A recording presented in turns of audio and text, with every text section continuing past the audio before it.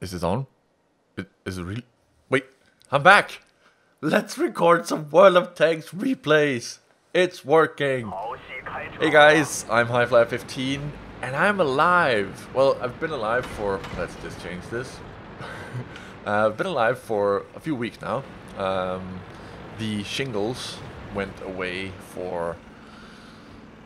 after a couple of weeks, like I think 2 weeks, and then it like died down, but I still had the small pains like once in a while. I didn't have all the rash and the itching during the night, but I did have the pain, so I did take some more time to just get a little bit just more comfortable with wanting to make the videos, because if you're in the middle of making a video and you're going out there full of energy and suddenly it's like, ow, then suddenly all that energy is poof, gone.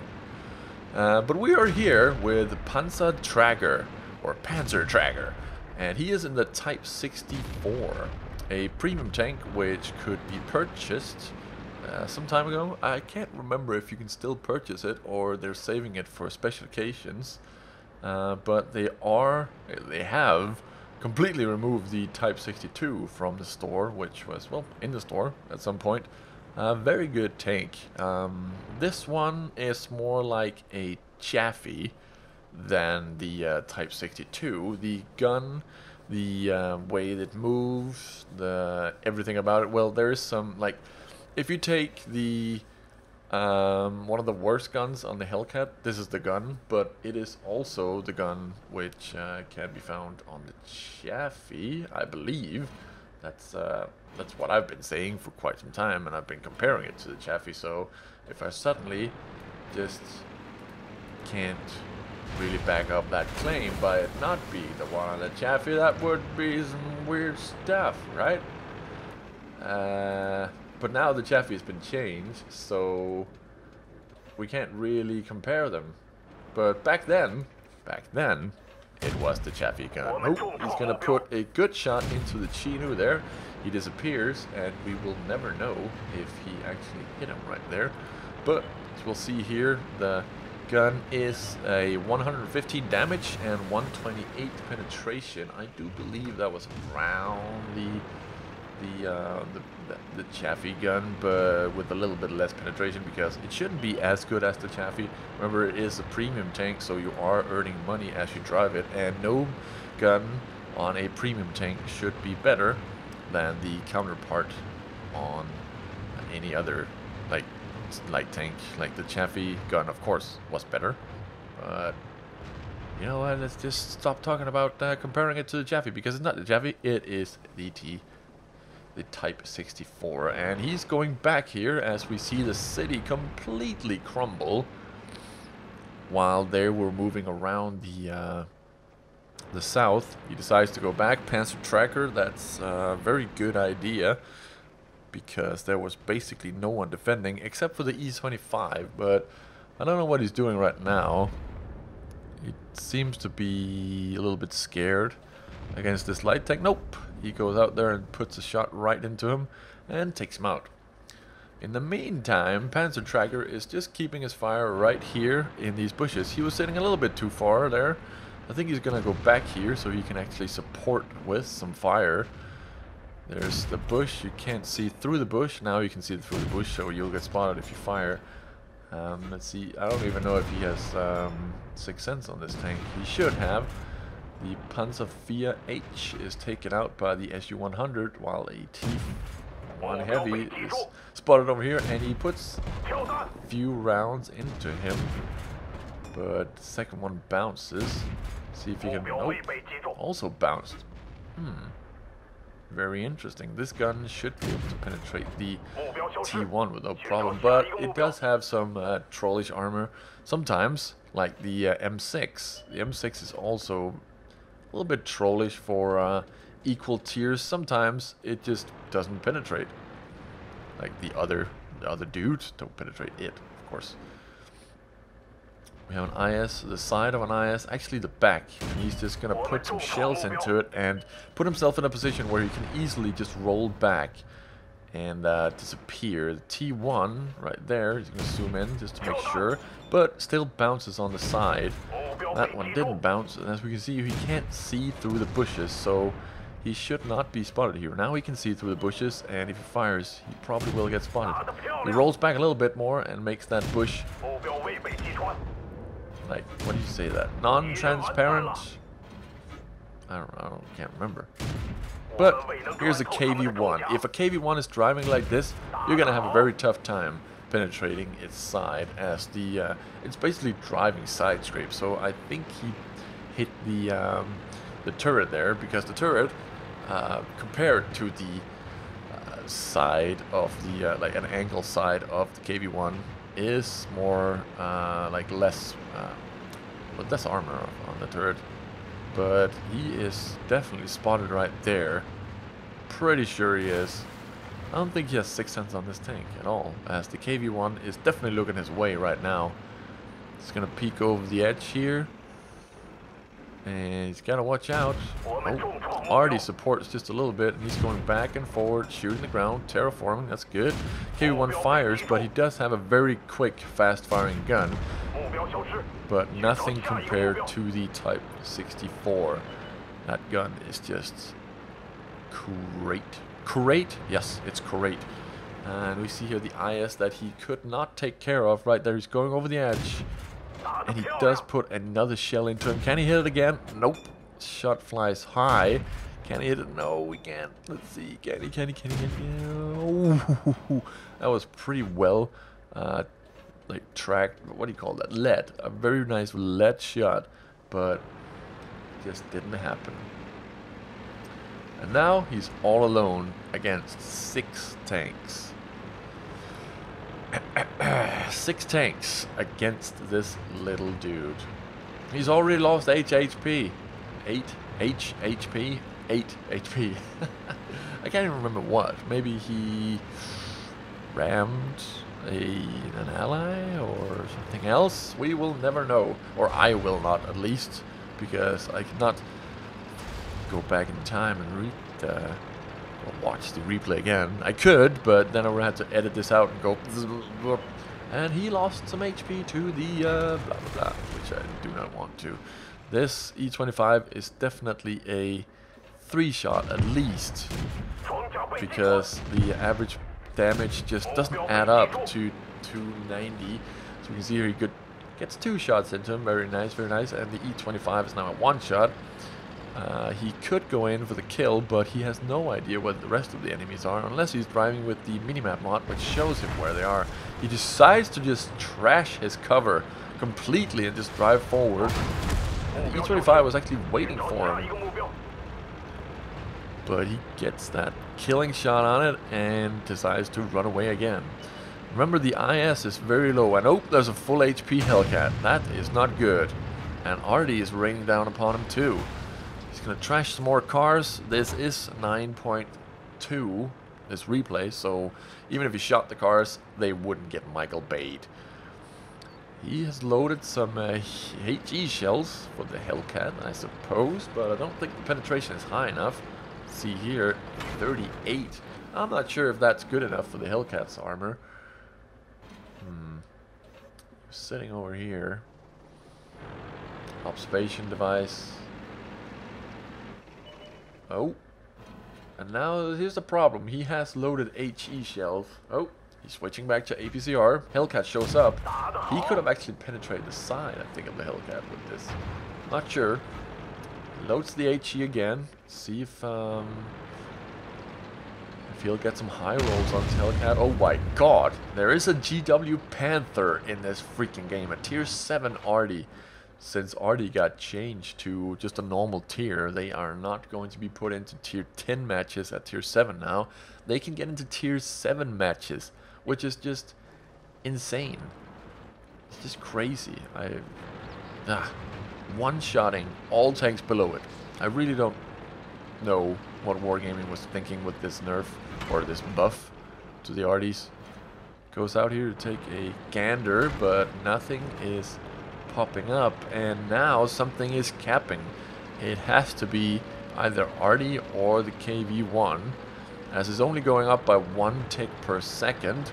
So there's only one dude capping. He goes in here, he proxy spots the Hellcat, comes around, doesn't want to waste the ammo, so he doesn't take a snapshot there.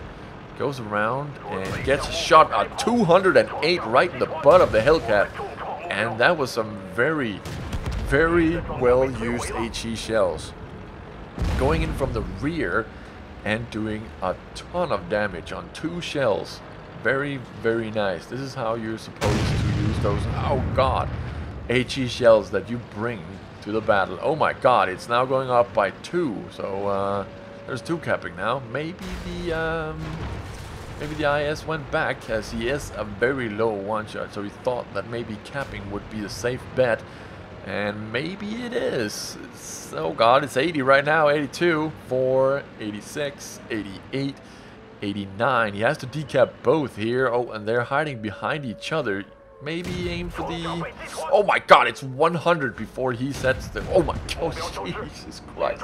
There's 100 as he resets the cap and gets an AMX 13F3 already right next to himself, and his driver gets knocked out. But he fixes it as fast as possible and gets moving, because that Artie will surely wreck him apart if it hits him right again. It's very, very close.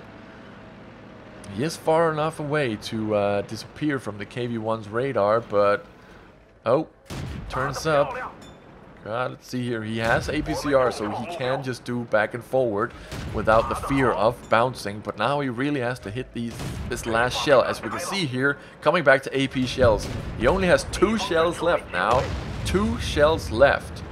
Oh dear God. How is he gonna win? Light tanks can't ram. That's one thing that's for sure. That's, oh god. If you have to ram the Artie, you're gonna die. So let's see what he can do, because there were allies in the enemy base at some point. So maybe they did damage them. We can never know.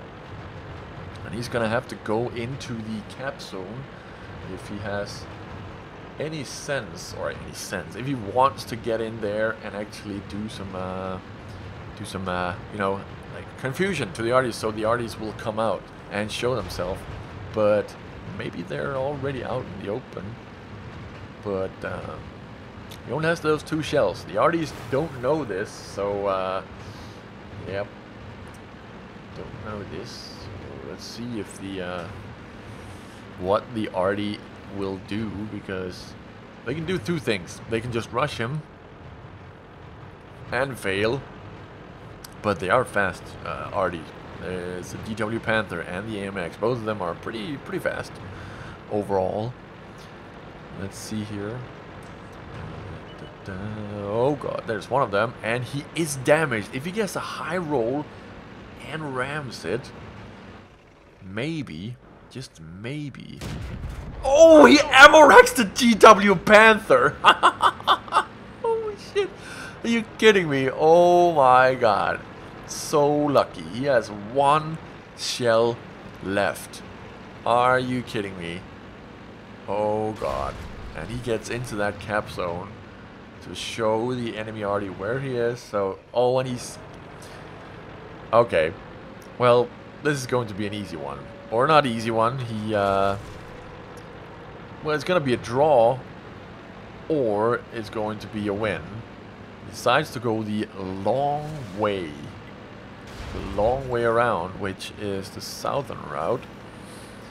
Will he be able to make it? Whee! That was a very nice jump there. Decides to go over here instead of having to climb the hill, go back down, and then up again. Let's see if we can make it.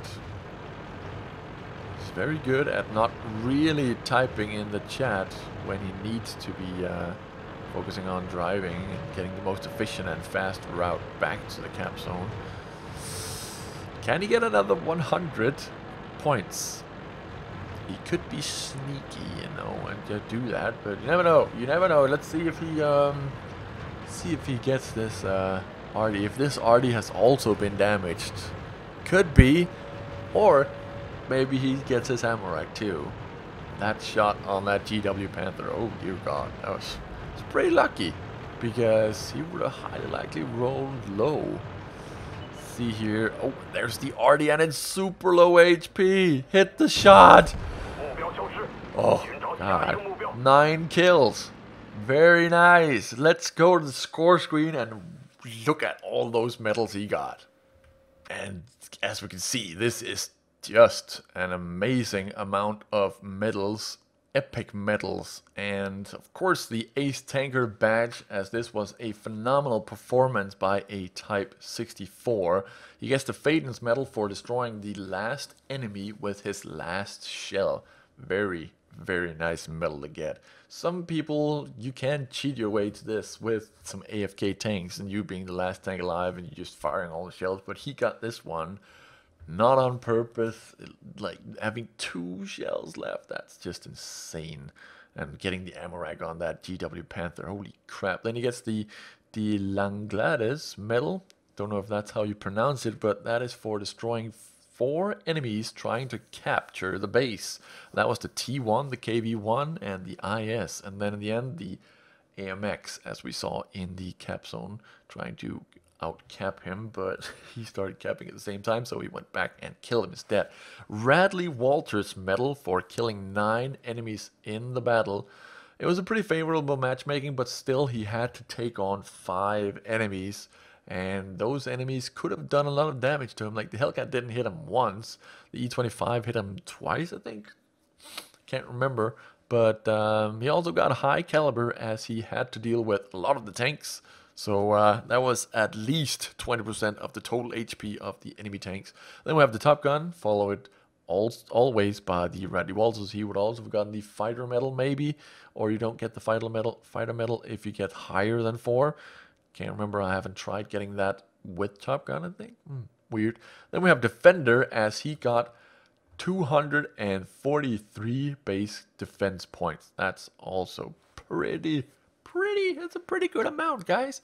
And then we have the Kolobanov's medal for standing against 5 or more enemies, and he was standing against 6 alone. He in the email he sent, it did say 1 versus 7 because there was 7 enemies left in the end when he had an Artie helping him, but 1 versus 6, I would say. But still, an amazing score. The base XP is 1606.